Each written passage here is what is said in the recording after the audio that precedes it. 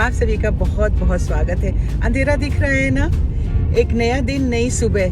पर इन दिनों जब भी मैं मॉर्निंग ड्यूटी पे निकल रही हूँ, डेली मैं देखती हूँ कि एक दो एक्सीडेंट जो है हुआ है। वजह उसकी है कि लोग इतना अलर्ट होकर गाड़ी चलाते नहीं हैं। अभी तो फॉग भी नहीं आ रहा है, स्मॉग होता है थोड़ा थोड़ा। पर पिछले 3 दिनों से एसपी मार्ग में रोज जब मैं वहां पहुंचती हूँ तो देखती हूँ 2-3 गाड़ियां आपस में टक्कर में लगी होती हैं।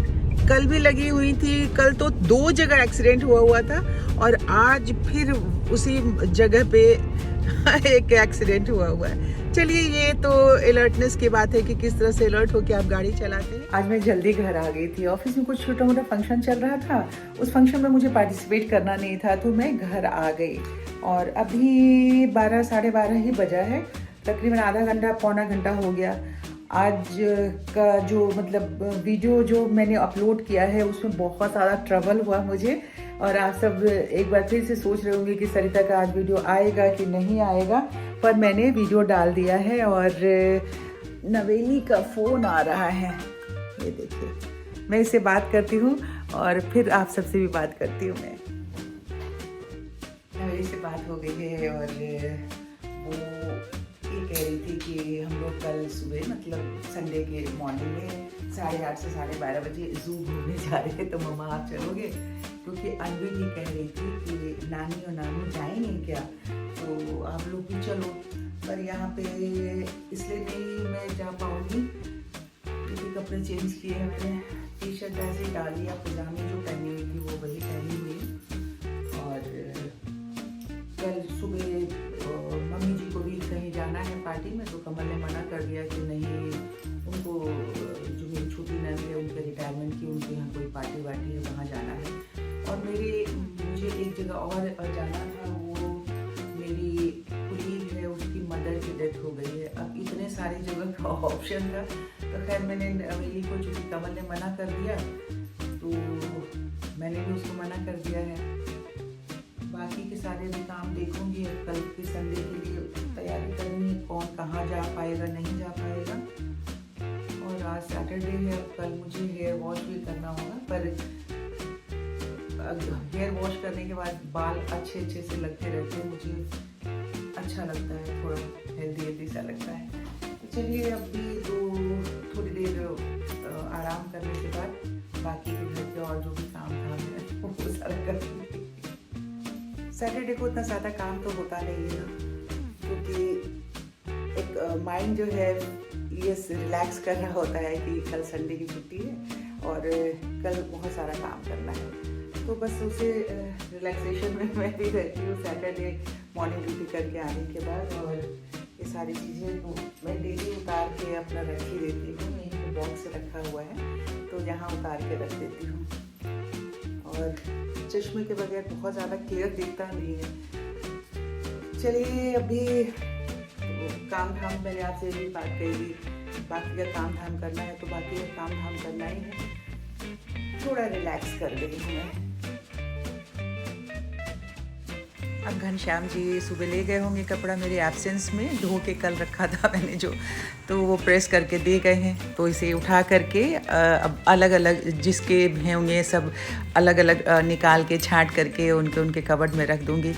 ये जिस तरीके से ये सारा काम हम सब लोग करते हैं ना, अगर एक इंसान की जिम्मेदारी होती है किसी भी चीज़ को करने की, तो वो शायद अपनी जिम्मेदारी समझ के सारा काम कर लेता है और बहुत ईज़िली वो सारे काम हो जाते हैं। पर अगर घर में बहुत सारे मेंबर्स हैं और रहते हैं तो डिवाइड कर देना चाहिए कि आपकी ये रिस्पॉन्सिबिलिटी है, आपकी ये रिस्पॉन्सिबिलिटी है। पर उसी में जब डिवीज़न हो रहा होता है जिम्मेदारियों का, तो कुछ लोग जिम्मेदारी तो ले लेते हैं और उनकी जिम्मेदारी वो बनती भी है, पर उसे ठीक ढंग से वो निभा नहीं पाते हैं। और हमेशा ऐसा होता है कि घर में क्लेश और कलह का जड़ बनता है कि लोग जो है अपनी अपनी जिम्मेदारियां दूसरे पे थोपने लगते हैं या फिर गलत सलत उदाहरण लाइफ में देने लगते हैं। तो ये सारी चीज़ें जो होती है ना, वो फिर परेशानी का कारण बनती है। तो इन सब से हम सबको बच के रहने की ज़रूरत होती है।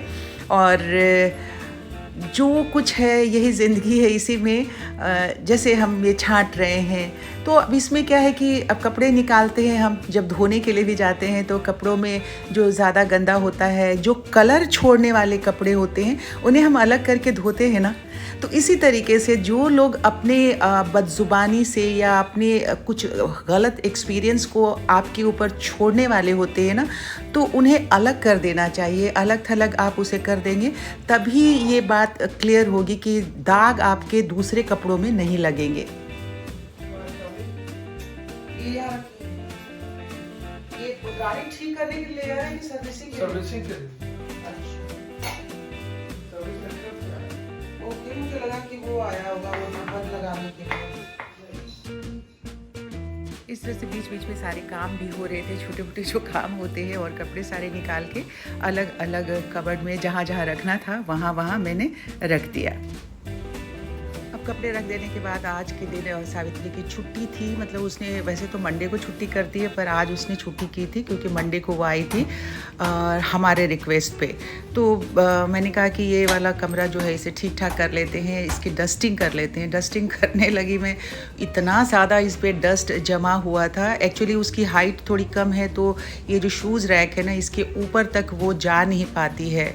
और ये मतलब देखिए हुआ क्या कि मैं ये डस्टिंग कर रही थी और एक बाथरूम से मैंने ये जो ग्लास निकाला था, स्लैब जैसा बनाया हुआ था, वो ला के इसने उस पर रख दिया था।